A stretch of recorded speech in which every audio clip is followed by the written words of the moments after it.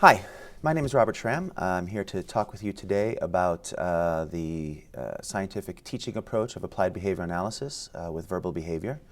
Most specifically, the area of earning instructional control.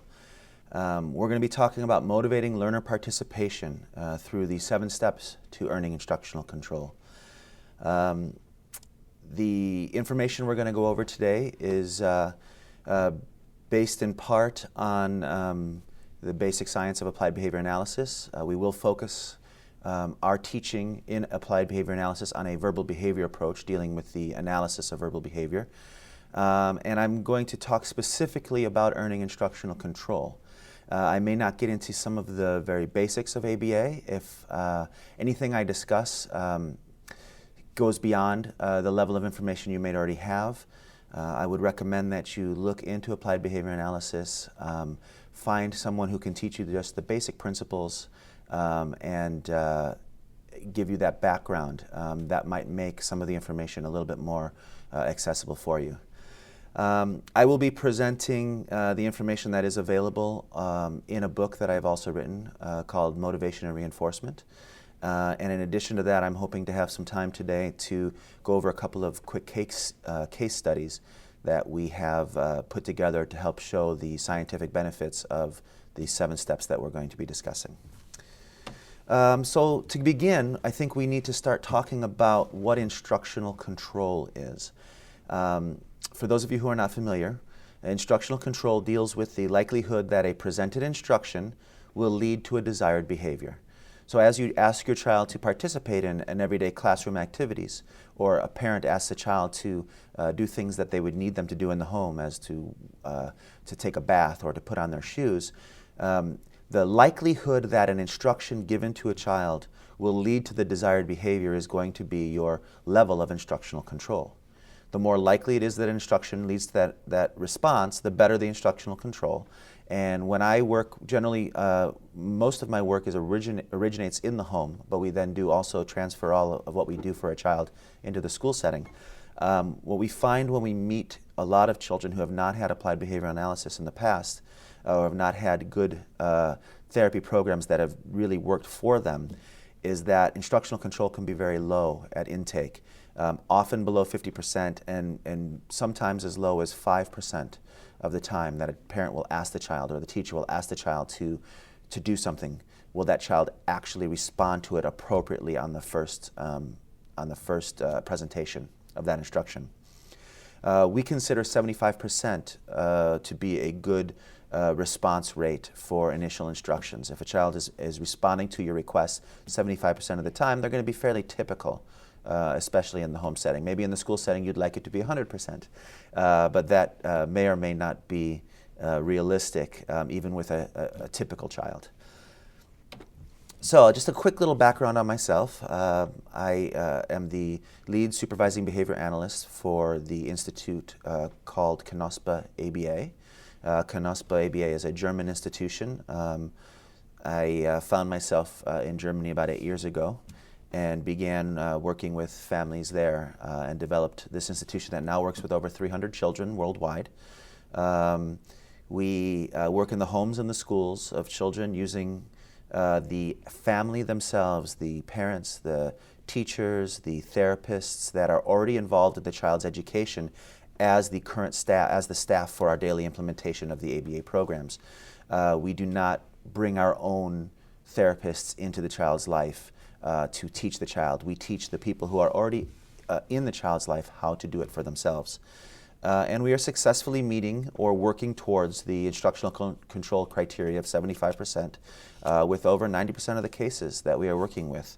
And we do that without the need for 3 very common procedures that you will see both in ABA programs but also in non-ABA programs when you're trying to engage a child who has motivational issues.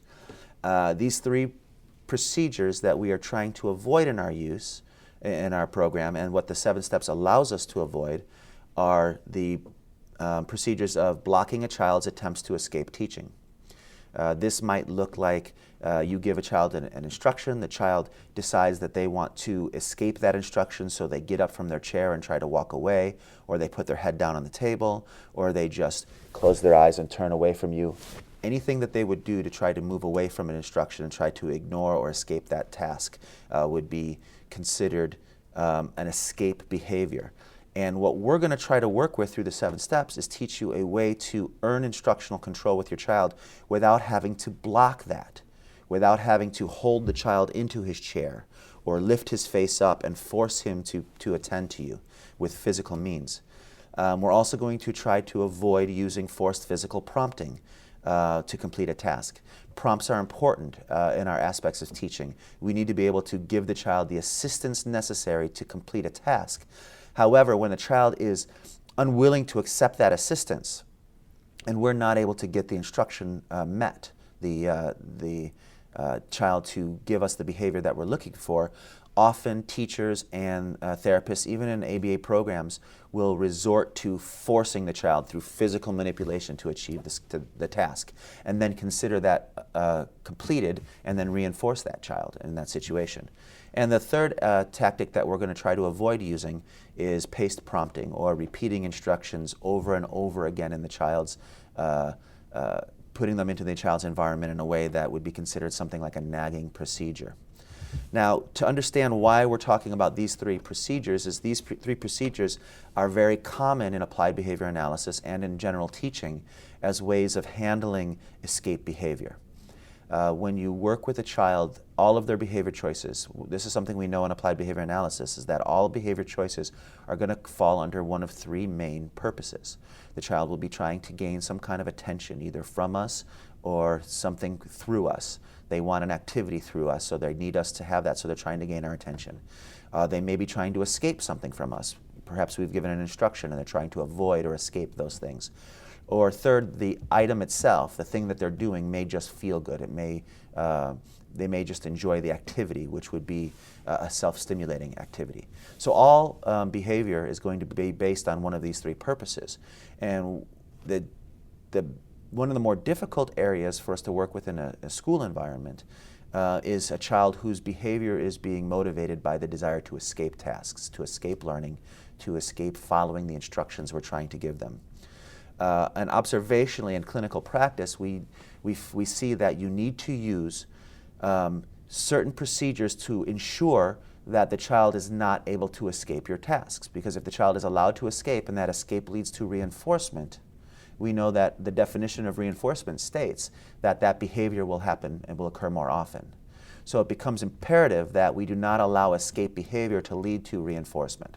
So how do we do that? Well, we use a process in applied behavior analysis called escape extinction. And we want to make sure that when a child attempts to escape our teaching, that does not lead to any positive result from the child's perspective.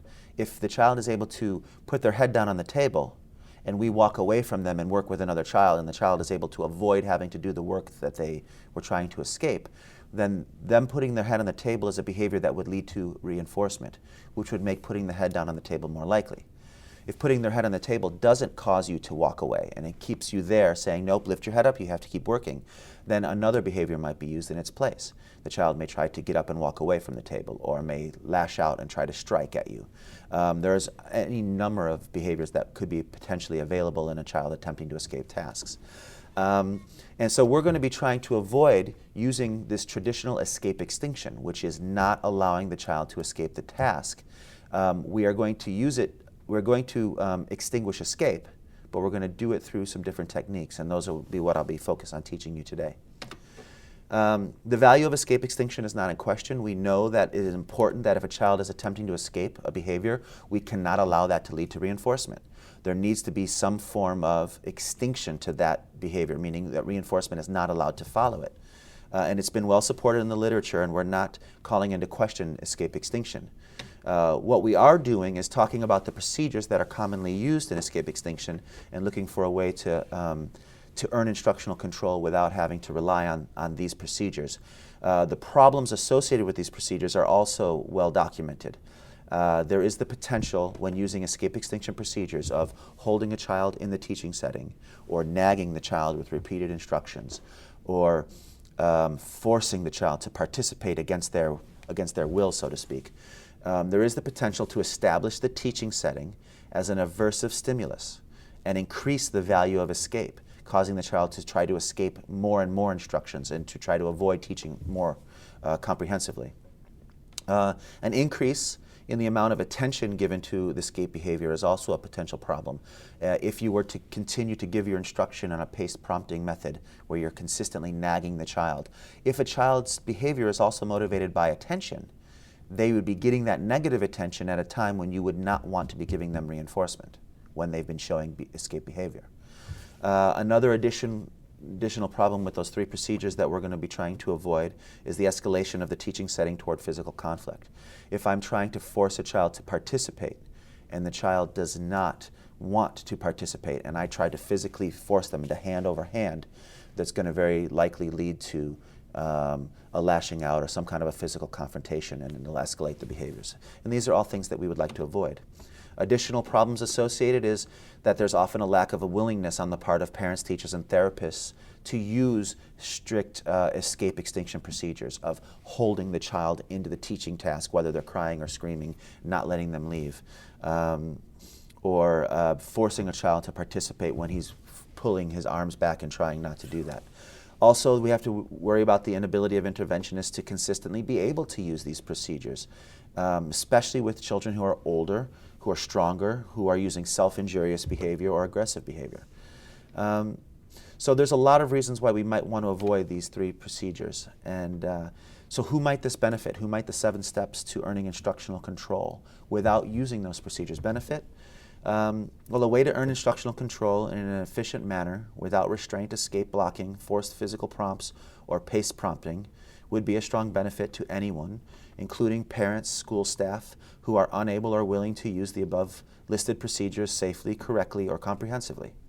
To interventionists who are working with children whose escape behavior is also maintained by attention in the escape condition, meaning when the child is trying to escape, if he's also being reinforced by your attention, you may not want to be using these types of procedures because you're going to be giving the child additional attention. And interventionists who are working with children who have not responded well to these procedures in the past may need to find alternative approaches. And for those teachers, we are trying to present the 7 steps as an alternative approach when traditional escape extinction procedures have not worked well. Now, for those of you who have a lot of experience in applied behavior analysis, you're probably very well versed with escape extinction, the procedures, how it is generally implemented. For those of you who are not, the discussion of escape extinction just needs to come back to, what do I do when my child attempts to escape my teaching? How do I respond to that? The things that you are typically going to be doing will probably fall into escape extinction by repeating the instructions, staying in the child's right in their face and not letting them escape, by physically blocking them up against the wall so that they can't leave the area. All of these things would be considered escape extinction. And we're going to talk about ways of earning instructional control while avoiding some of these. So, if we're not going to use these 3 procedures, what do we do instead that's going to allow us to still earn instructional control? The alternative procedures that we're going to be recommending are to develop and maintain instructional control without these procedures. The first one is using alternative to escape blocking. So instead of using escape blocking, physically not allowing the child to leave the teaching setting, we have been using a comprehensive restriction of reinforcement in the escape condition. So for this to work, we need to be first very aware of what acts as reinforcement. For those of you without a behavioral background, reinforcement is that thing. Whatever that thing is that the child would like to be doing in the moment, that is an opportunity to reinforce. That item, that activity is a reinforcer. Because when a child behaves in a certain way that gives him access to that thing, those behaviors are going to be more likely to reoccur. So anything that your child wants to do in a moment of time, in any moment in time, could be considered a reinforcer. If your child loves bubbles and would like to be playing with soap bubbles, well, the soap bubbles could be considered a reinforcer if the child's use of behavior leads to those soap bubbles. When a child uses a behavior, it leads to getting those soap bubbles, causes that child to use that behavior more and more often. Well, if that's the case, then soap bubbles do act as a reinforcer. It's a little bit complicated, but any basic applied behavior analysis will talk about the principle of reinforcement. Understanding that going into this discussion would be very important. And again, I do recommend that if you're going to be pursuing this, that you do a basic webinar and maybe read some books and information. I will discuss the book where I have some of this listed later in the presentation myself. So instead of blocking escape extinction, we want to identify all forms of potential reinforcement that are in the environment, and we want to do this before we begin teaching. So if we know that the child likes soap bubbles, we want to make sure that we have soap bubbles available, and we have them in the classroom, but we have them in a position where we can control the child's access to those soap bubbles. That's just one example. If you have a water faucet in your room and the child likes playing with water, the ability to turn that water off or to block it when the child is not participating appropriately is important. We need to be able to restrict access to that. Yet, we also want to be able to think of how we might be able to use water as a reinforcer for appropriate behavior choices. Second, we want to escape, whenever the child tries to escape a demand, we want to actually permit the child, in this instance, to escape the demand.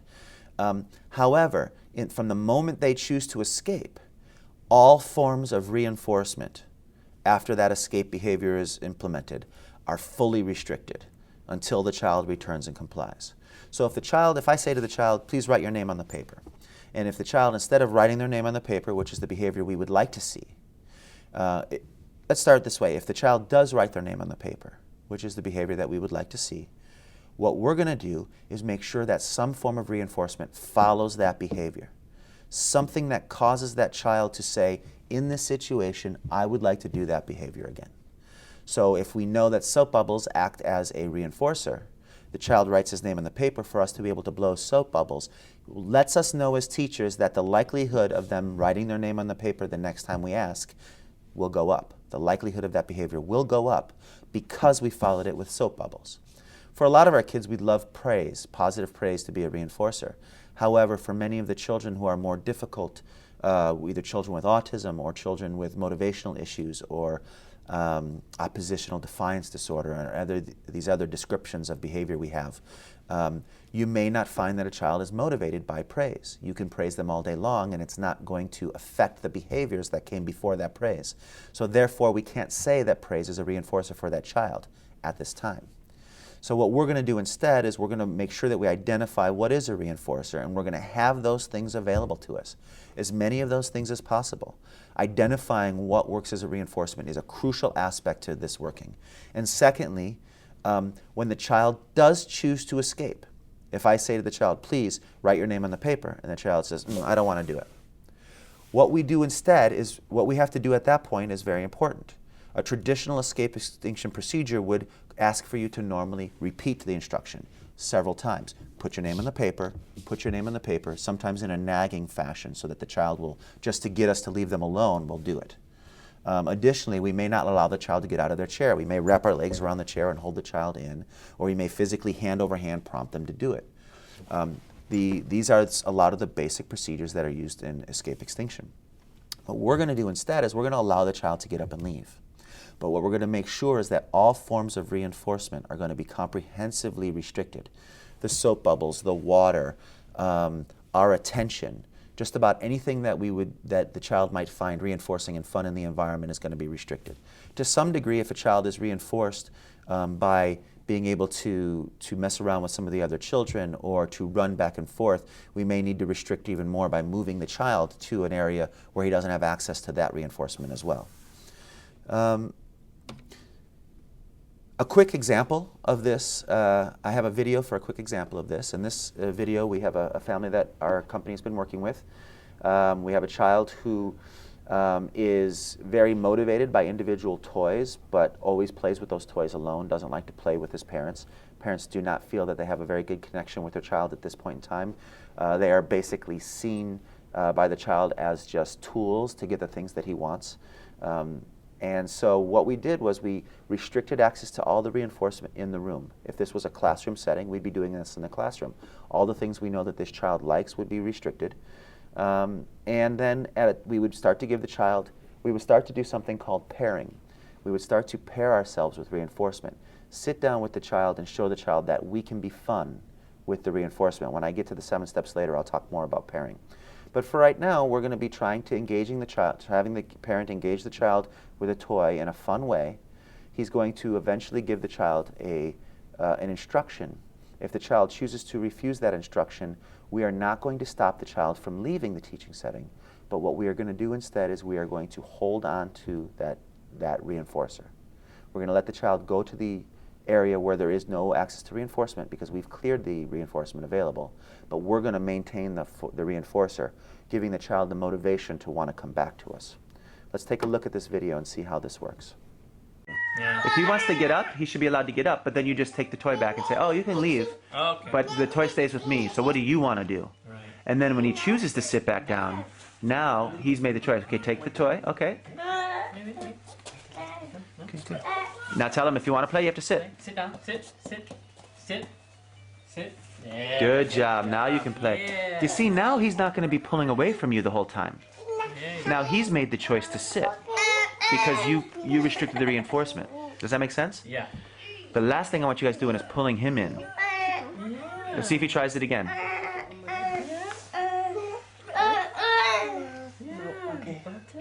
Gee. Okay, take the toy back again. Okay, you can get up if you want. Oh, you want to stay? Stay? Oh, good. Good job. Gee. Yeah, he's clapping because he... sorry. Sit. It's okay. Okay. We can handle the tantrum. Good. The rule is if you want to play with this toy, you play with Daddy. Yep. If you want to go by yourself and play, then you can, but you can't take the toy with you. Right. It's that simple. And instead of manipulating him, we just manipulate the toy so that he decides to stay. Oh, come. Give me. Now, That was a good one. Walk. he's... Sorry. Sit. You can say, if you want to play, you have to sit here. Come here. You have to sit down. Proud. Sit down. Okay, we'll just sit and wait. Everything else should be restricted. Take the Come. Sit down. Sit here. Come. Here. Oh.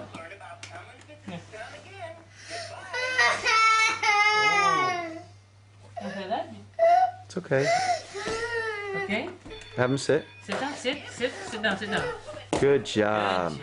Yeah. Good. It's good. Now you can move yourself around him a little closer. You did good. Good job. See, there's no reason to cry. You can play. You just play with me. Yeah. It's okay. Gee. There. See. In that video, you saw the family trying to pair themselves with reinforcement with the child, meaning trying to just engage in fun activities with him with a toy. And whenever the child tried to take that toy and be by himself away from the teacher, away from the parent in this case, the teacher said, fine, you can go, you can leave, but the toy stays with me. What we're doing is we're creating a balance where the child has to decide, do I want to remain in a teaching setting where I may have to follow instructions on occasion to get the things that I want? Or would I rather avoid those altogether and then deal with a situation where I am actually void of any access to reinforcement? There are no toys, there are no games, there is no attention. We have found in most children's cases, like I said, over 90% of the kids that we work with, we're able to earn instructional control by doing little more than making sure that reinforcement is always available for following instructions with us. Yet when they choose to leave us, withholding access to reinforcement and waiting for them to decide that they would rather be with us having reinforcement than alone. So by doing that, we're able to motivate the child to continue to come back to us to earn access to the things that they want. The second alternative to forced physical prompting the second alternative we're going to talk about is that to forced physical prompting. Even when using escape blocking, meaning a teacher is going to not allow the child to escape, you're often not able to get the child to perform the skill on their own. The child may still refuse the skill. In fact, I would say that once you tell the child, you're not allowed to leave here, you have to stay here with me and participate in this, you're actually increasing the motivation in the child to try to escape. So often you cannot get a child to follow the instruction. If the child does not follow the instruction, you can't reinforce it. And the principle of reinforcement tells us that anything that is going to increase in likelihood has to be reinforced. If I can't use reinforcement, the behavior I want to see is not going to increase. So in order to get them to actually show the behavior we want, writing their name on the paper, we may have to force them to do that. Hand over hand, force them to do that. I would like to avoid using that technique. And instead of obtaining the behavior through forced hand over hand prompting and expecting that the reinforcement that's going to follow that hand over hand prompting will allow us to fade the forced prompting over time, what we've been doing instead is putting every behavior the child engages in after they've tried to escape, we put those behaviors on extinction as well. So not only are we not reinforcing the child's refusal to write his name, but if the child then walks away from the table and says, I want to play with this or I want to do that, all of that behavior is put on extinction. We do not allow that behavior to be met with reinforcement. So we don't give them access to additional attention from us. We don't give them access to the water faucet or to any other reinforcers. We make sure that we put the child into a situation where they are void of all reinforcement. I like to look at it as the teaching setting we set up is the oasis. We create a teaching environment that is a reinforcement desert, where the access to reinforcement is not available. However, when the child maintains access to us by staying in the teaching setting, staying at their desk, and following instructions, we have this oasis that forms, where they have access to all the things that they might want to be doing, that we're going to be giving them that reinforcement, whether it be bubbles or opportunity to play with the water or tokens that would lead to an opportunity to go to the swings at a more convenient time. Any other form of reinforcement that we might be able to find, singing a song with them, or even a back rub, or even for some children like joint compressions or other sensory integration type materials, that would be the time that you would offer those things as reinforcement for following instructions. We want to make sure that those behaviors are available to us, but only available to the child when he's in his seat, when he's following instructions, and that if he chooses to leave the seat, we allow it, but we create a situation where now they are out in the desert without access. And whatever behavior they try to demonstrate or try to get reinforcement from, we put those behaviors on extinction as well. The third alternative to PACE would be the alternative to PACE prompting. This is where the child when we present an SD is a behavioral term for instruction. When we present an instruction to the child, we are going to repeat that instruction over and over in a nagging fashion or at a timed interval to make sure that that child doesn't feel like they're escaping the procedure. But the problem is once the child's escaped, and if the child is if their escape behavior is also being reinforced by attention, by giving them the instruction over and over and maintaining in their face this instruction, we are also throwing lots and lots of reinforcement at them in the form of attention. So instead of using this, especially for children whose escape behavior has a strong attention component, what we would do instead of nagging is we avoid to give any unnecessary attention to the child during the escape behavior. We would not repeat the instruction. In fact, we might move on to another child, begin engaging with other activities with other children, and reinforcing those children for showing the appropriate behavior. We leave the child away from access to reinforcement. We have our teaching setting, which is the oasis where reinforcement is available, but we don't interact with the child. We don't engage the child to any degree we can avoid.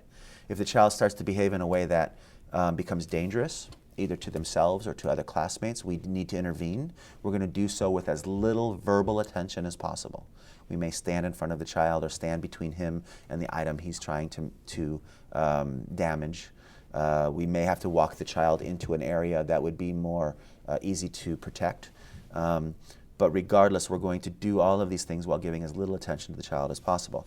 The only time we're going to repeat our instructions is when the child has come to us and demonstrated a motivation for a reinforcer that we're in control of. When they come back to us and say, I want soap bubbles, they're demonstrating a stronger motivation at that moment in time. That's when it makes sense to repeat your instruction and say, okay, sit down and write your name. And the child then, in that moment of stronger motivation, is going to be more likely to make the choice to write their name than they will if you continue to give them that instruction over and over while they're running away from you and trying to escape or pulling or fighting. So those are the 3 alternative behaviors that we're going to use. I'm going to show you another video. This is of a boy named Colin. Colin is a 3-year-old who's diagnosed with autism. Colin had refused to drink anything but chocolate milk for 2 years. He's 3 years old, and for 2 years, the only thing he would drink was chocolate milk. His family was told that these were sensory issues, that the thickness of the milk was important for him. They tried a lot of different techniques, and nothing seemed to work. The video you're going to see is from the second day of our initial consultation with the family.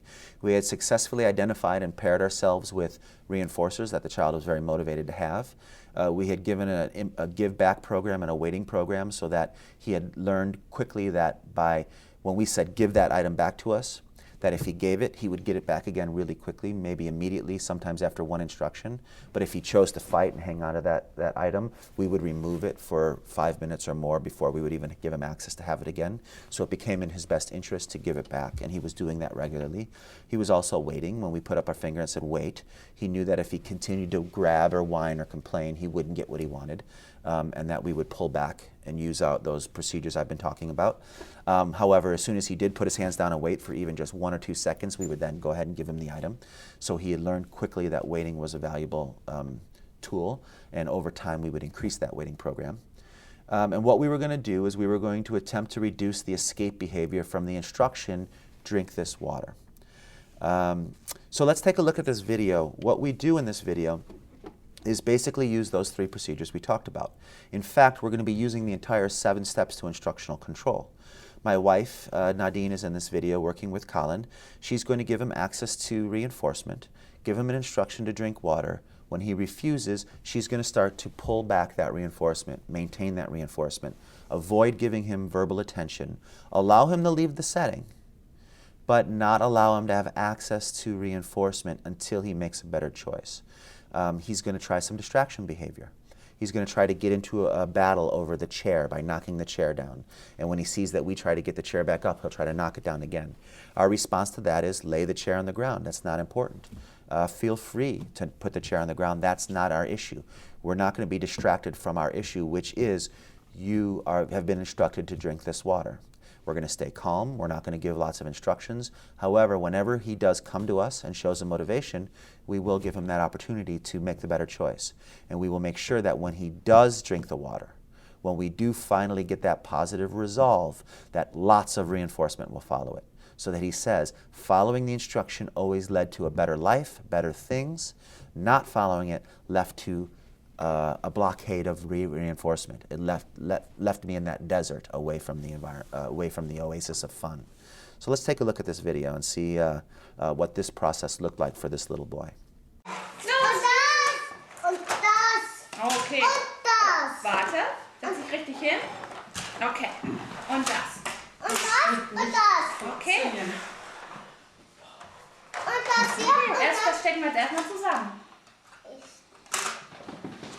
Genau, und das muss hier ran. Genau. Und das hier. Okay, trink mal ein Stück Wasser. Nein. Nee? Okay. Nein. Dann räume ich das wieder ein. Nein. Willst du weiterspielen? Setz dich hin. Setz dich hin. Komm, ich helfe dir. Setz dich mal richtig hin. Erst richtig hinsetzen. Hinsetzen.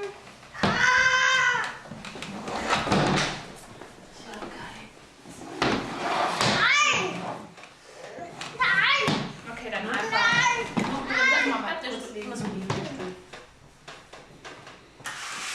Willst du weiterspielen? Okay. Hinsetzen. Hinsetzen. You'll give him some water. Yeah, I'll take you up. Hinsetzen.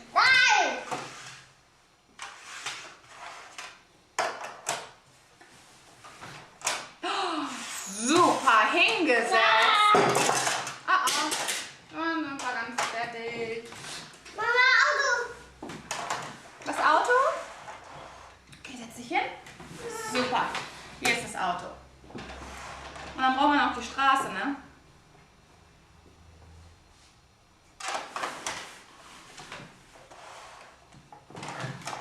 Wollen wir mit dem Auto fahren? Autofahren. Okay, bitteschön. Autofahren. Und das nächste. Und das nächste. Gut gemacht. Da ist die nächste Straße. Das ist die Straße.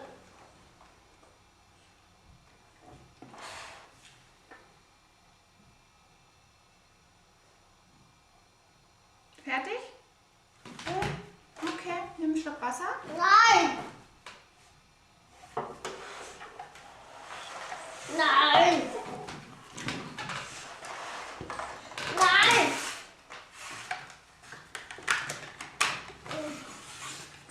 Nein.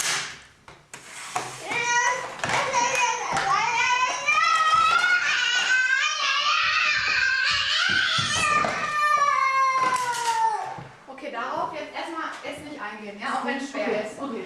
Ihm tut ja nichts weh jetzt. Nee, ja? klar. Es ist nicht. Ich weiß, es ist schwer. Geht nicht daran, ist auch nur über Alles gut, das ist jetzt passiert, damit wird das gleich weh. Ja.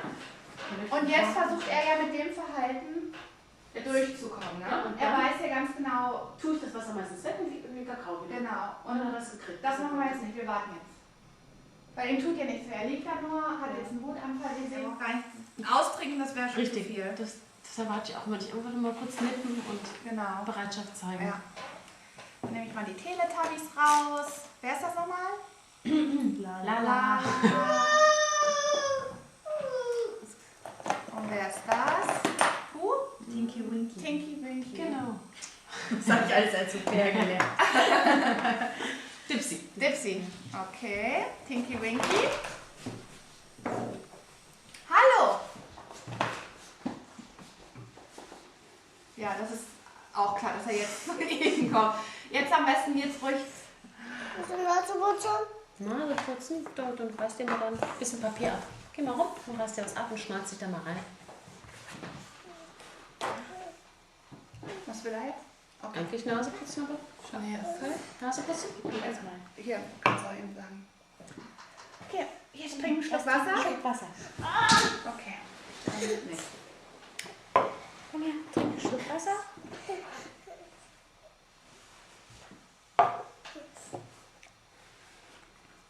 Leg das mal dahin, falls er noch was putzen will.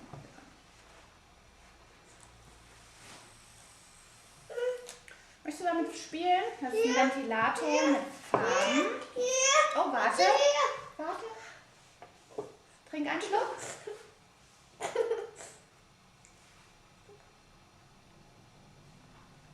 Bravo! Bravo, jetzt mach mal den Ventilator an. Super, super. Bravo, das war ganz toll. Guck mal, willst du den Ball auch noch haben? Okay. Ist Kali. Ist Kali. Ist Den hier? den hier? Bitteschön. Dann nehmen wir den blauen, der ist besser. Ist ein Fisch. Ist ein Da Blues. sind Fische drin. Bros, ja. Das ist von Nemo. Bros. Okay, gib zurück. Nein. Ja. Dankeschön. Und gib den Ball zurück. Danke. Okay, nimm noch einen Schluck Wasser. Super. Ganz toll. Bitteschön. Und jetzt kommt auch noch der Ventilator. Hier, nimm nochmal einen Haps. Hier, von der weichen Seite. Nein. Nein. Das ist hier. Ein Haps. Das ist nein. Gut gemacht. Hier.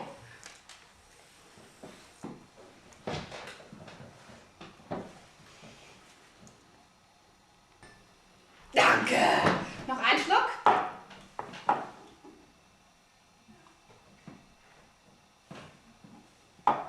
Bravo. Ist das Kakao? Und noch ein Schluck Wasser. Bravo. Bitteschön. Und hier ist der Ball. Ganz toll, ganz toll, ganz toll, ganz toll. Okay, I'd like to make one point I didn't on the first slide. You'll see at the bottom of this slide that these videos are available on YouTube. You can go to YouTube to Schramm's 7 Steps ABA I video and go video 1, video 2. Video 3 has been cut out of this presentation to make it fit into our time frame, but there is a third video, which when we get to it, I will explain it to you as to where you can find that as well. So if you'd like to see these videos again, or if you'd like to show these to people that you're working with to give them an idea of what it is you're looking for, they are available on YouTube. Okay, so we've talked about the alternative behaviors to escape extinction, to traditional escape extinction, and now I'm going to talk to you about the 7 steps to earning instructional control. This is a process that I put together. It's a way of packaging the principles of ABA and using the procedures necessary to help earn instructional control with unmotivated learners. If you want to find out more information about this, you can see here on the screen the book Motivation and Reinforcement, Turning the Tables on Autism is a book that I published in 2006, which has recently been, a second edition has been published in 2011. And this link here, lulu.com, CANOSPABA, is where you can find that for more information. It does detail these 7 steps, but it's more than that. The book gives you an entire 400 pages on how to begin to understand and establish an ABA with verbal behavior program in your home or classroom setting. It's not an all-encompassing book, meaning you shouldn't just look at this book and then think that you can do ABA programs, but it is a way for you to understand the basics, the principles, understand how it can be applied, why it should be applied for most children with autism and severe behavioral disorders, and how you can do this in a cost-effective manner for yourself. So let's talk about the 7 steps to earning instructional control. This is a process of controlling the environment. We're not trying to control the child. We're trying to control the environment around the child so that that environment motivates and reinforces the best possible behavior. So we're going to try to control the environment in a way that allows us to gain the child's compliance without the use of escape blocking, forced prompting, or paced prompting procedures known as nagging procedures. So let's talk about these 7 steps. Step number 1, show the child that you are the one in control of the things he wants to hold or play with, and that you will decide if or for how long he can have those items. Again, I already discussed how important it was that you understand what that thing is, that thing in the moment that your child wants to have, do, play with, be a part of. Because if you have that under your control, you have a potential reinforcer to use to increase the behavior choice. If you ask your child to write his name on the paper and he writes his name on the paper, you cannot just move on to the next instruction. Something has to occur after the child writes his name on the paper that will cause the child to say to himself, aha, what I did there was important, it was valuable, I want to do it again. I wrote my name on the paper and I had access to something I didn't have access to before that I want. And your reinforcers are going to be the only thing that are going to cause that. Now, we want praise to ultimately be a reinforcer. We want grades to ultimately be a reinforcer. Unfortunately, for a lot of our kids, they do not function as reinforcement. Therefore, attempting to use those things will often have the opposite effect. What we have to do is use items that act as a reinforcement and pair those items together with praise and with grades so that the value of praise and grades increases because of their paired experience with actual reinforcement. So for step 1, we're going to make sure that we have comprehensively controlled access to all reinforcement in the environment and make sure that that reinforcement is only available to the child when we say it's available and for as long as the child is performing in a performing behaviors that would earn reinforcement. So we have to start by comprehensively controlling access to reinforcement. That might mean rearranging your house or rearranging your school classroom, putting those toys and activities, instead of being on shelves where a child can walk over and grab them, putting them into boxes and plastic containers that have lids that can be stacked up or put up high on shelves, or in areas of your room that can be cordoned off. A little bit of preparation up front that allows you to control access to reinforcement will become extremely important later. Because if you don't control the reinforcer, you will have no choice but to control the child. If I can't hold the reinforcer back and say, I've got the reinforcer, follow my instruction, and then you can have it. If I can't do that, The only other option I have is to hold the child back from the reinforcer. The child tries to grab the reinforcer, now I have to physically manipulate the child.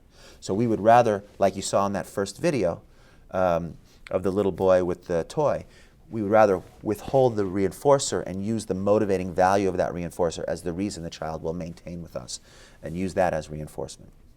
That's step number one. Step number two is we want to show the child that we're fun. Make every interaction that we have with the child as enjoyable an experience as possible so that the child will want to spend more time following our instructions to earn more time sharing those experiences with us. It is hard. It is extremely difficult to be a good teacher to a child with autism, to be a good teacher to a child with oppositional defiance disorder or behavioral issues or emotional disorders if you are not able to pair yourself with reinforcement. If you are not able to find your way into that child's enjoyment environment. If you cannot pair yourself with things that the child wants to be doing, playing, experiencing, if you cannot find a way to be fun, you will not be successful with these types of children. You have to give them a reason to be with you. Access to the child is extremely important. Without access, we're not going to be able to maintain enough teaching, opportunity for teaching to occur. So one way that we can ensure that we have access to the child is we can be as fun as possible. We can bring those items that we know are reinforcing in. We can bring in the soap bubbles if we know the child is motivated by soap bubbles. We can blow a lot of soap bubbles at the beginning of class, and we can tickle and play and make funny noises while we do it so that the child sees not only the soap bubbles as fun, but opportunities to be with us and the soap bubbles as the most valuable thing they can do. Don't take your children to the swing and let them play on the swing as a way to get a break. Yet use that as a reinforcer where you push them on the swing and you get in front of them and you get out of the way at the last minute and you tickle them as they come up to you, or you drop a ball and they kick it and you have to duck out of the way. Anything you can do to make the swings more fun with you, because then the swings can become a teaching setting that you can use to teach. Now you swing the child, you have lots of fun, and then when you stop the swinging, you have that motivator in your hand where the child says, ooh, I want more swinging, what do I do? And then you would say, write your name on the paper, or in that case, maybe you would say, touch your nose, or what color is this, or whatever teaching goal you might have. So step number two is making sure that you are pairing yourself with reinforcement comprehensively enough that the child sees being with you as more valuable than being alone. I want to make sure that I become a generalized reinforcer for my child's behavior choices, so that just being with me is automatically reinforcing to the child, and they're not going to want to escape my teaching setting because they're going to know that that leads them away from all the things that I have to offer, which is access to the bubbles and the water and the games and the tickles and the funny noises and whatever else I can come up with as a good teacher to motivate them and keep them interested. The third step to instructional control involves showing your child that you can be trusted. Say what you mean and mean what you say. Too often, parents and teachers give an instruction, the child will not follow that instruction, and then the teacher will, in order to move on, or in order to get back to the rest of the class, will allow that instruction to fall to the ground without any consequence going to the child. Once the child realizes that a behavior will cause the instruction to fall to the ground and they won't have to follow it, they will stop listening and they will start using those behaviors more and more often. So when a kid gets into your classroom at this time and he's putting his head down on the table, he's learned in the past that if he just shuts down, puts his head on the table, closes his eyes and ignores you, that eventually you're going to stop trying, you're going to move on to other kids, and he's going to be able to get out of that work. So we have to say what we mean and mean what we say. If I tell the child to put his name on the paper, I have to make sure that I put in place the right environmental contingencies so that I can maintain that instruction. The child can get up and walk away, but I have to make sure that that child does not have access to anything of value or fun until that child returns and participates, and by writing his name on the paper. Step number 4. Show your child that following your directions is beneficial and the best way to obtain what he wants. We're talking about using positive reinforcement. Those things that I told you about before, those items that the child wants to have, if you're not willing to positively reinforce the child for making that choice, you have no control over whether he'll make it again. Too often we get the child to participate and then we don't follow it up with something that causes him to want to do it again. So we're hurting our own cause by not knowing what works as reinforcement and not making sure that reinforcement follows instructions. We want to give the child many simple instructions, things that they're likely to do, and get a culture involved where the child now sees following instructions as fun and easy and worthwhile. If we can't start with simple instructions and practice giving positive reinforcement for making those instructions happen, when the child follows those instructions, making reinforcement happen for them, then we're not going to see an increase in those instructions being followed. We're going to fade in instructions from our pairing alone, where we're just playing. We're going to fade in simple instructions, and we're going to be reinforcing each and every response. Let's see if I can get to, there it is. Step number 5, we're going to provide consistent reinforcement. In the early stages of earning instructional control, we're going to give reinforcement after every possible simple instruction we can. Over time, we're going to slowly begin thinning out the variable ratio of reinforcement so that it allows for more responding to occur before reinforcement has to be presented. We start out by reinforcing. If you say to a child, say goodbye, and the child says bye, we want to reinforce that. If I say, come here, and the child even takes 2 steps toward me, I want to reinforce that with a tickle or a swing in the air or soap bubbles or something that makes the child say, I should do that more often. However, we can't do that forever. And the more likely the child becomes to follow those simple instructions because we've been reinforcing them, the more we can start to ask for 2 or 3 instructions before we reinforce. We slowly start to thin out that reinforcement over time so that the child does more and more before they get their reinforcement. Step number 6 is we want to demonstrate that we know our child's priorities as well as our own. If I do not know what a child prioritizes as reinforcement, I'm not going to be able to reinforce them as effectively as I would otherwise. If I have a list of all of the child's favorite food reinforcers and drink reinforcers and activity reinforcers and toy reinforcers, and I can manipulate those items and give them, give more and more, give better access to reinforcement, the better the child behaves, the more likely they're going to be to follow those instructions, to make those good choices. If I don't understand what acts as reinforcement, and if I don't understand that the child will work for a gummy bear, but that he will more likely work if I were to give him a tickle, or he would work even harder if he knew that tickles and toys, that kind of thing was coming, that would allow me, if I know that, it would allow me to tickle. It would allow me to be more effective in the way that I reinforce. Let's move on. Step number 7, steps 1 through 6, all put together, are all based on basic behavioral principles. They're all part of ABA. We're not changing anything in talking about the 7 steps to instructional control. We're talking about using positive reinforcement. We're talking about using restriction of reinforcement, pairing ourselves with reinforcement. These are all tenets of ABA, especially the analysis of verbal behavior and motivating operations. For those of you who are going to do some further study on this, you do your basic understanding of the principles, but you also should be looking into verbal behavior, the analysis of verbal behavior, and look into things like the motivating operations to give you an idea of how to really motivate a child toward wanting to participate to begin with. Steps 1 through 6 placed together, interacting with the child, are going to cause the child to have the best possible reasons why they would want to participate. Step number 7 comes into play when they don't. Even though we've motivated them to want to be a part of it, we are in control of the reinforcer. We're determining when they can have it. We're so much fun that they're going to want to be with us rather than be alone. We're giving clear, concise instructions, and we're not letting those instructions hit the floor. We're following through with instructions. We're always giving reinforcement when we get a good instruction, and we're slowly thinning out that reinforcement over time. That's the process of teaching that's going to motivate the child to want to participate with us and want to stay with us. However, through past experience, a lot of children have already developed the habits and the behavioral repertoires that cause them to still want to escape. When they escape, we have to have the other side of the factor, and that's where step 7 comes into play. Step 7, we're talking about showing the child that ignoring your instructions or choosing inappropriate behavior will not result in the acquisition of reinforcement. We have access to reinforcement, but from the moment the child chooses to avoid us, to avoid our instruction, to put their head down, to walk away, we have to make sure that no reinforcement is able to follow that. There's 2 ways that we can do that. One, we can use extinction of all behaviors, which I talked about earlier, where no matter what the child tries to do, we make sure that those behaviors do not lead to reinforcement.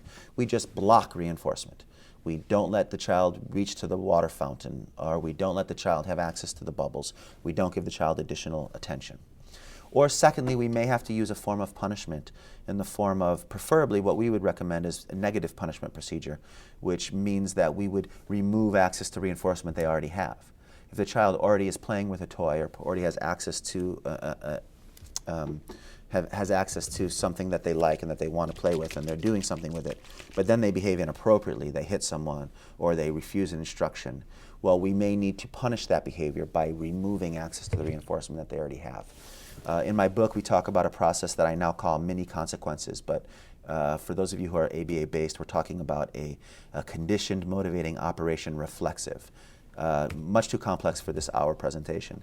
But those are the two things we're going to be doing. We're going to be restricting access to reinforcement after inappropriate behavior, or if need be, we're going to be removing reinforcement the child already has access to. By doing that, in contrast to making sure that through the first 6 steps, we're making participating as reinforcing as possible, we are able to put the child in a situation where they can then decide, is my life better when I walk away from teaching, when I ignore instructions? Or is my life better when I write my name on the paper, or listen to my teacher, or look, or participate? As long as my expectations are not too high to begin with, and I follow those first 6 steps, I'm going to create a situation where the more the child follows instructions, the better their life becomes. But I'm also going to make sure that when they choose not to, that I'm able to shut down reinforcement comprehensively enough that they're going to have that experience of, now I'm in the desert, and I see that oasis of my teacher and the teaching setting at my desk over there being filled with reinforcement that I no longer have access to. And the child starts to put themselves in a position of, how do I get back to that? And they will try lots of different behavior. Initially, for a lot of children, you're going to see an increase in negative behaviors, because that's what their experience has taught them will work. By hitting, by yelling, by screaming, people will give up on their instructions. And if I know that a parent is going to give up on their instruction, or a teacher will give up on their instructions, if I start screaming and yelling, well, then I'm going to scream and yell every time I want to get out of something. We have to make sure that screaming and yelling doesn't get them out of the behavior, that we are able to stop what we're doing, maintain the instruction, stay with the 7 steps, and not allow reinforcement to come for as long as it takes until the child can make that better choice. And then when they make that better choice, like you saw in the video with Colin, make sure that the reinforcement follows. By going back and forth between step 7 and the first 6 steps, the child begins to very quickly realize that their life is always better when they're following instructions than when they're not. However, when you use extinction, you are going to see an extinction burst. You are going to see a period of time in which the child is going to refuse and fight and try not to have to follow your instruction. But if you can fight through that extinction burst without reinforcing it, you will find that the behaviors will come back down to a level of what you're looking for, and you'll be able to reinforce those levels, and your extinction burst will get smaller and smaller and smaller over time. That's part of the science of extinction. That's how extinction works.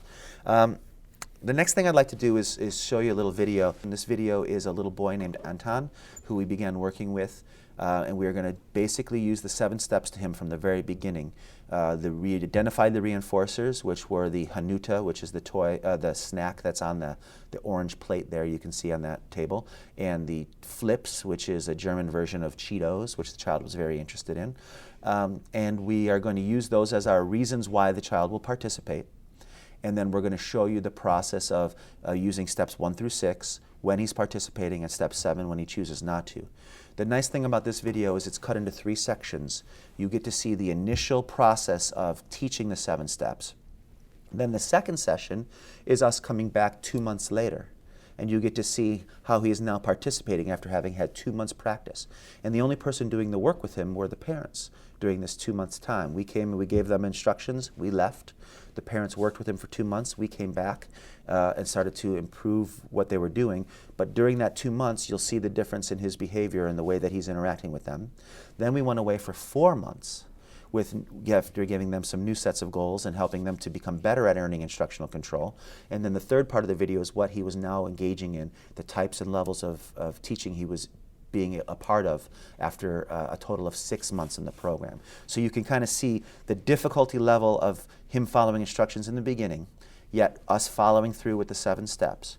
And then you can see what it looks like 2 months later and again 4 months after that to get an idea of how it changes the level of instructional control. Give him one for sitting if he sits.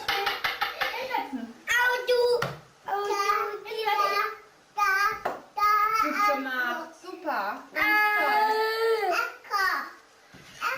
Hinsetzen, Anton.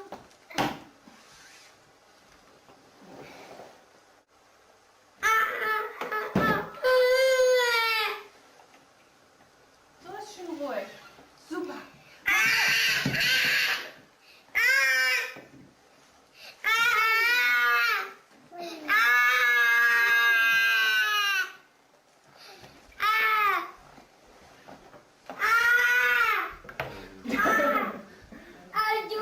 Den Bogen kann man ja auch gleich stellen. Gut, dass ihr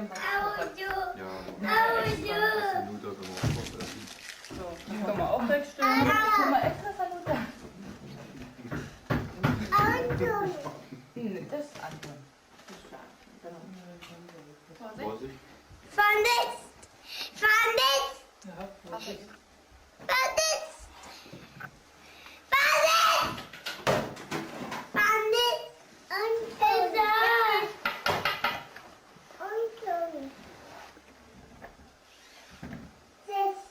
Setz dich hin. Ja. Ja, gut gemacht. Genau.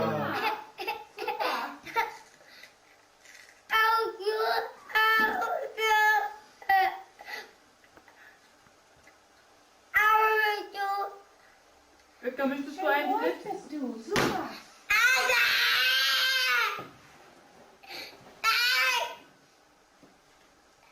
Schön ruhig bist du, Anton. Möchtest du noch einen Flip? Erst besser.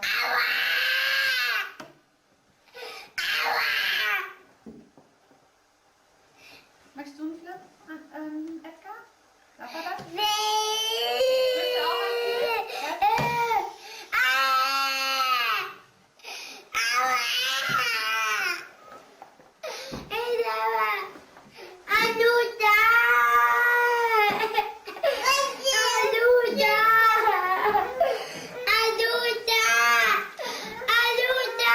Sollen wir hinsetzen?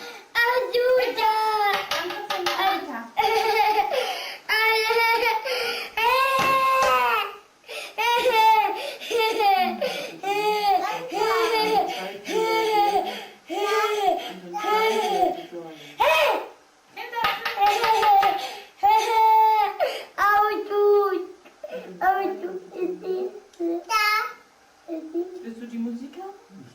Bist du die Musiker?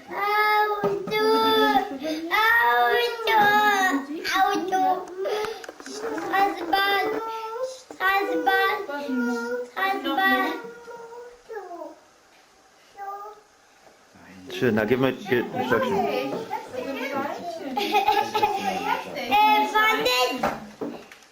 Sind die Schwein?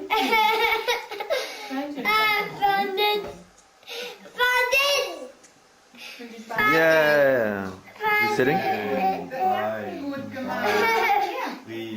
Bravo. Gut hingesetzt. So ist es schön. Ganz lieb. You know, and No, so. was? Noch was? Okay. Hier ist noch eins. Hier ist noch eins. Mach so. Help him. Yeah. Quicker.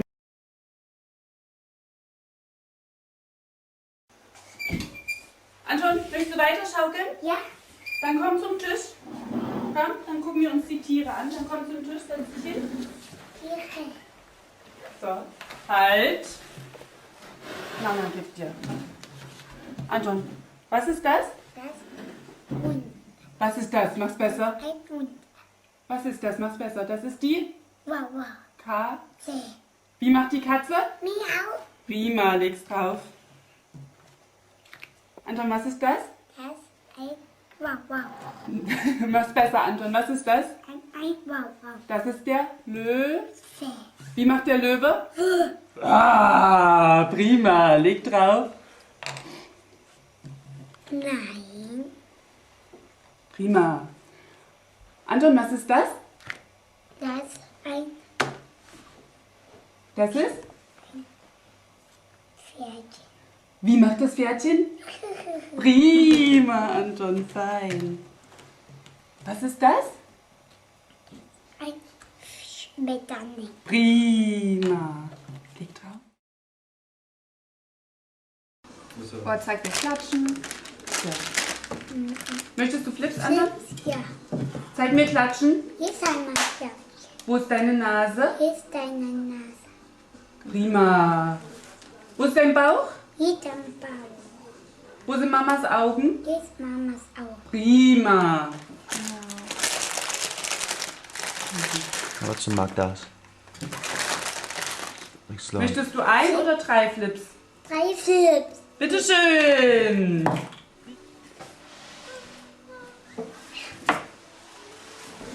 Anton, dreh dich. Dreh dich. Zeig mir hüpfen. Zeig mir hüpfen. Hier ist ein Maske. Prima. Mach das. Mach das.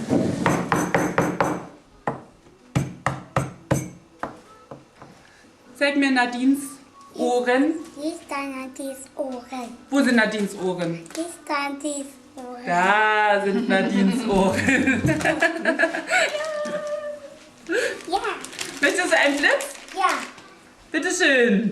So prima gemacht. Was macht das Mädchen? Mädchen ist Affe. Ganz prima. Was macht der Mann? Ganz wichtig. Prima. Und der Junge? Junge fährt Fahrrad. Prima. Und was macht der Junge? Junge trinkt Saft. Prima. Was macht der Mann? Mann, Was macht der Mann? Mann, Kerl, Der saugt Staub. Staub. Now, I have some case studies that we've done recently. We did a couple of preliminary data case studies. We've done one multiple baseline design in attempting to show the 7 steps working as a unit. For those of you who are ABA based already, understand that there's really nothing in the 7 steps that is not behaviorally based. We're talking about using reinforcement, we're talking about analyzing behavior, but putting the 7 steps together allows us to teach a very consistent set of procedures to people who are not well versed in the principles of behavior. Teachers who may not have had study in ABA, or parents who may not have had it. We're going to be teaching them the principles as well, because we know that that makes them more likely to be able to be more comprehensive in their use. But by presenting instructional control as these 7 steps, we've been able to find ourselves much more successful across cases, both in the home and in the school setting. And we have a couple of studies that we've done just recently, nothing that's been published to this point, but we have presented a few of these at ABA International over the last couple of years. And just briefly, without getting too into it, one of the studies was done by Allison Kane of Kane ABA Consulting, and another one was done by Megan Miller of Navigation Behavioral Consulting. And what you can see in this video here, in this session here, is that when we came in on intake, the child was following very few instructions. The red line, the red points are the instructions that we were giving. They were giving between 0 and 5 instructions, and the problem behaviors were very high, 10 to 15 problem behaviors for only giving 0 to 5 instructions. Yet, after we taught the teachers that were working with the child how to do the 7 steps, we started to implement the 7 steps, and we started to see that extinction process and the extinction burst process. What happens is, as we give basic instructions, but we allow the child to escape, the problem behaviors are immediately going to go up. They're going to go up because now we're holding the child accountable. We're no longer allowing instructions to hit the floor. We're following through. We're withholding reinforcement. We're not allowing the child to earn reinforcement after they've ignored instructions. And so you're going to see problem behaviors increase dramatically. And we see this in our first few sessions. We see this in almost all the children that we apply this. And you should expect that. You should expect problem behaviors to rise dramatically immediately. However, if we are successful in not reinforcing these behaviors, you will very quickly start to see a reduction in those behaviors as they will start to drop. and this is only through a number of sessions. Session 3, 4, and 5, you saw behaviors increasing. But by the end of session 5, the child has learned, has realized that these behaviors are not going to be successful and their continued use is not going to be valuable. And you see the behaviors start to drop off.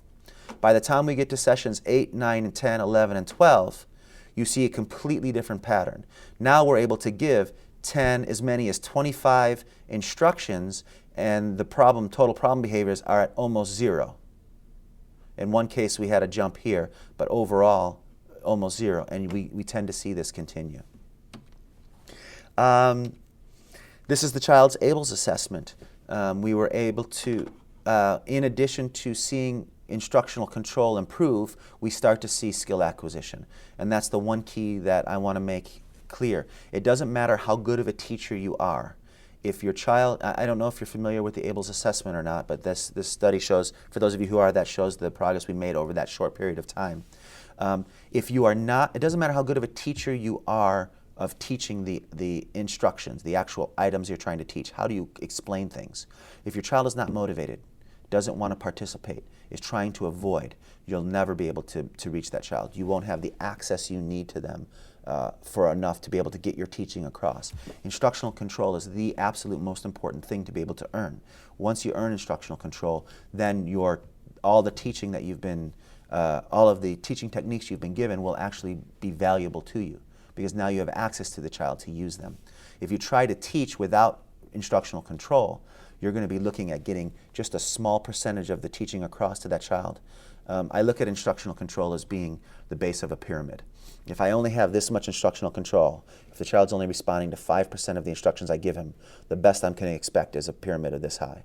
But if I can increase the base of instructional control and make it wider and wider and wider, ultimately I will be able to build a pyramid with higher level skills and create a situation where the child can learn more and more.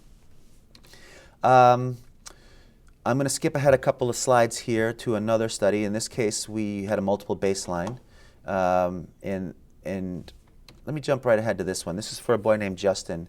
We did an integrity checklist. We had the similar situation where the child, we looked to see were the teachers following the 7 steps to instructional control. Because they hadn't been taught on it, to the most part, their occurrences, the integrity of instructional control was low, and the problem behavior, the behavior of off-task time that the child was on was very high. So the blue line, the blue dots here, are off-task time, and the red line is how well the teachers were actually following the 7 steps. Once we taught the teachers the 7 steps, these things flip-flopped. The integrity level, their quality of following the 7 steps was up much higher, and the child's time off task started high, but over time began to diminish. And just like we saw with the other child, we got to a level where we were consistently seeing a much lower level of off-task behavior. Now, what was really interesting about the study, and what I like to do to show this, is we actually created an ABA design where because the teachers weren't always following through to the level that they should with the instructional control, because they were just learning it themselves, it became very apparent that the more quality, the more they were able to follow the instructional control, the 100%, if they were able to do it at 100% correct, the time that they were with the child, we started to see very few behavior issues. Now, this beginning one is going to be an anomaly because it's that extinction burst period where the child is going to be fighting. But if you look from this point forward, when the teachers, when their instructional control integrity was not very good, the behaviors were high. When they were up around 100%, the behaviors were very low. When they faltered and didn't do quite as well here, the behaviors got high again. But then when they started consistently following the 7 steps to instructional control regularly throughout their day, you started to see the behaviors remain in a lower path. And this did continue on beyond this level here. So we have some research that is starting to show the value of the 7 steps as a whole process. One of the real benefits of it is being able to explain these basic ABA principles in a way that's easy for people to understand who may not have a strong behavioral background. So it is possible to earn instructional control without blocking a child's attempts to escape teaching. Because in these videos, we don't do that. And we don't force physically prompt, and we don't use pace prompting or nagging procedure. And we are able to earn instructional control.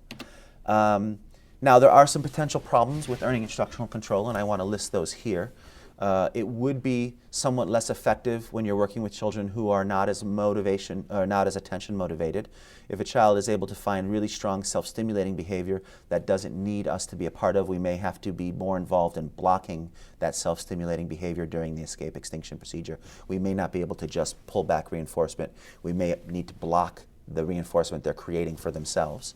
The approach might be a little bit less effective when you have a therapist who only has a short period of time with a child. If I'm only going to be with the child for 35 minutes, I may not be able to sit back and hold my reinforcement and wait for that child to come back to me. Because the first few times we do it, it may take an hour before that child is coming back. However, if I'm willing to give that child that hour, and the child learns that I am going to be in this desert for as long as it takes for me to come back, once that child starts coming back, that time drops dramatically, as you see in the data and as we've been able to see across our 300 children. It's worth doing it. It's worth not teaching for a few days because what you're teaching is the child is escaping is no longer valuable. Because once they do start coming back and stop escaping, then all of a sudden you have access to teach them well beyond what you could before. It can be more difficult if you only have short periods of time with the child. Not impossible. We do teach occupational therapists and speech pathologists how to use this method. And we make sure that they have extremely strong reinforcers available to them, and they are willing to withhold reinforcement for the period of time over several days. When they do that and the child starts to see that it's not in their benefit, we will also see positive effects there. If we are unable to find a way to ensure complete extinction during the escape condition, we're not going to find success. Meaning if the child is able to escape and still get a lot of access to reinforcement through the other children or through other activities, we're not going to be successful. The better we are and the more creative we are about being able to restrict reinforcement, the more likely we will be successful with these 7 steps. But there are some real potential benefits associated with this approach that are important to discuss. It's been reported by parents, teachers, and therapists that this method of earning instructional control is easier to manage and to maintain in the home and school settings, which makes it more likely to be implemented comprehensively than the other escape extinction procedures that you often see. And those are very important settings for our children, home and school. What's more important to them? And if those settings are going to be more likely to be successful and be able to follow through with the 7 steps than they will be with physically manipulating and holding the child into a task, you're going to see yourself be much more successful. 2, it's been reported by school staff that this approach is more acceptable to administrators and other staff members. 3, it appears that for children whose escape behavior has a strong attention component, the ability to avoid giving them attention in the form of nagging and paced prompting might increase the success rates for those children. Consistent motivated learning might be better achieved when teaching settings are not paired with physical restraint or forced participation, as it gives the child a perceived choice between the learning fun of our teaching setting or that desert experience of extinction. Another big possible benefit is that by avoiding the use of forced physical prompts, it is possible that we see a reduction in prompt dependence and therefore an increase in the skill acquisition rate. Prompt dependence is a major issue specifically for children with autism. They get to a level where they can achieve a skill with a certain level of prompt, but our ability to reduce that prompt becomes hindered. And we have found through this approach that we are able to avoid a lot of prompt dependency issues with some children. And I'd like to do more research in that area to help demonstrate that. 6, by avoiding the use of aversives within the teaching setting, it may become easier to pair the teaching setting with reinforcement. And what we have learned through the verbal behavior approach and through the motivating operation, the more fun we can make teaching, the more access we'll have to a child, the faster they will learn. If we do not use the aversive approaches in our teaching setting, we're going to be more likely to maintain access and be able to increase skill acquisition. And when we are successful at turning the teaching setting into the child's most preferred activity, this is really important. What we have gotten to with many of our children is by following the 7 steps, we actually get to the point that we can turn the teaching setting, by turning the tables on autism, is what I call it in my book. When we are successful at turning the teaching setting into the child's most preferred activity, meaning they would rather be sitting with us learning and teaching than they would anywhere else in the room, because we've set up the environment that way, the mere potential loss of teaching can become a conditioned motivator that establishes the compliance for demand, which means if I have a child who would rather be with me learning because he has more fun at the table. He knows that the soap bubbles are available and chance to go to water and tokens which will earn him recess or other things are available to him only at the table. And he's learned that every time he leaves the table, he loses access to those things. We actually get to the point where we can turn the tables on the child and say, you're no longer performing to the level we expect. You're not writing your name fast enough, or you're not really concentrating hard enough. Go away. Sorry, you don't get to learn from me now. And we move the child away from the teaching setting, or we move the teaching setting away from the child. And the child goes, whoa, what just happened? I just lost my access to the teaching, but that means I lost my access to the fun, to the teacher, to all of the things that I want. How do I get those things back? We can actually, instead of holding the child into teaching, we can set up a situation where we can actually walk away from the child with our teaching, and that motivates the child to try to perform better, to try harder. When that happens, and only when that happens, have we completely turned the tables on autism, and have we given ourselves the opportunity to maximize a child to their true potential. If we can't get to the point where the threat of losing our teaching, the threat of losing access to us, causes the child to behave better, if we don't get to that level, we're always going to be pulling and fighting with the child, and we're never going to get full acquisition. But if we are able to turn that around, and the 7 steps helps us to do that, because we're not forcing participation and we're not force prompting, then that does happen, it's extremely exciting. And that's when we start to see kids really take off and make their best progress. I have one last video. If we have time, I'd like to show it. It's a very short video. And it says here as the CMOR, or the Condition Motivating Operation Reflexive, basically using mini consequences, pulling back our reinforcers when the child's not participating. The mere possibility of losing access to teaching interactions can become an abolishing operation to the value of escape. What that means is that the child will not want to escape if the teaching setting is more fun than the escape condition. And just removing the teaching setting can become a condition. Watch how this child reacts. When he doesn't respond, when I tell him to give me the item back and he doesn't respond, all I have to do is start to pick up my teaching setting, pick up the stuff I'm using as a teaching tool, begin to walk away. Watch how he reacts to that. It's pretty exciting.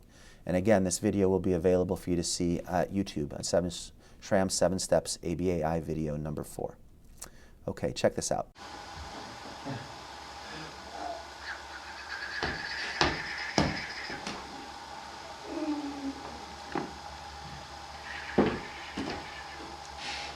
Welcher? Grün? Grün. Grünball. Grünball. Gut gemacht.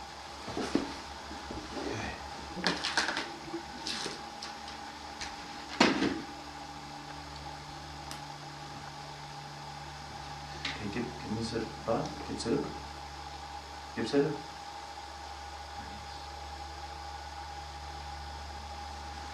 No, gib zurück.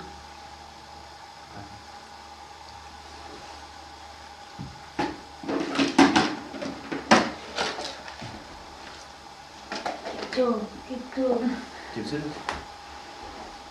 Warte. Hinsetzen.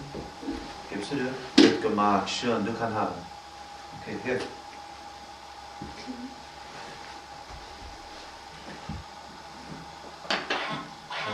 Okay, gib zurück.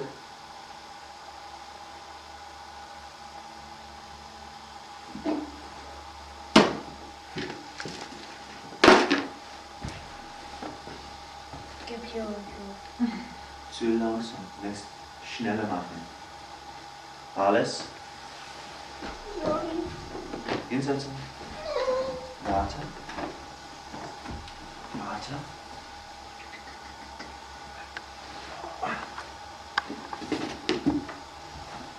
Was ist das? Was ist das? Was ist das? Was ist das? Okay, pretty cool, right? Wouldn't you love it if every time your child wasn't performing to the level you wanted, you could threaten to not teach them, and they would say, oh, I'm sorry, what did you want to do? Let's do it. Well, that's the level we want to be at with all of our teachers, and the 7 Steps to Instructional Control has been a very positive approach for us to get that. We're using this successfully with more than 90% of the 300 plus children we're working with. We have started to show some data that demonstrates it more scientifically. And I hope that you are going to follow through and learning more about ABA, really focusing on that verbal behavior approach to ABA, and being able to use these types of techniques in your classroom and in your homes to help those kids that are more difficult for you, that are more motivationally challenging for you. For a more detailed view of the 7 steps, you can go to my book, Motivation and Reinforcement, Turning the Tables on Autism, which is available at lulu.com/ABA. For further information or discussion, you can email me at robert@knospaaba.com. I have a Facebook page you can join us at Knospa ABA Autism Institute, where you can kind of see what we're up to, where I'm going to be presenting around the country and around the world, and kind of the topics that we're discussing at this time. And finally, if you'd like to see the full presentation, which is a little bit longer, you can email me and I will send you the PowerPoint presentation, which includes more information, the full studies. And I also present 2-day workshops in different areas around the world at my website. You can find out more of that. Thank you for taking the time for being here with us today. I hope it was enjoyable for you and informative, and I plan to offer any help that I can following up with questions. So take care and good teaching.